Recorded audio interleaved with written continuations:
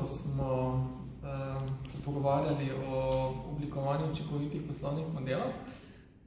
Po v bistvu kratki predstavitvi nekih teoretičnih izhodišč smo se kar konkretno lotili trenutnega stanja in pa izzivov pri oblikovanju uspešnih poslovnih modelov udeležencev. Neka splošna ugotovitev je, da imajo podjetniki še vedno premalo jasno zastavljene cilje svojega podjetja in da posameznih elementov poslovnega modela nimajo jasno izoblikovanih, jih ne spremljajo sistematično in jih tudi ne validirajo s pomočjo nekih eksperimentov.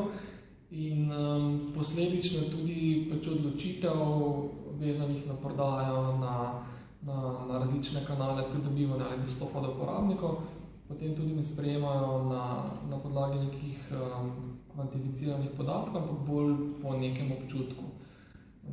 Kar pomeni, da bi pač bil naš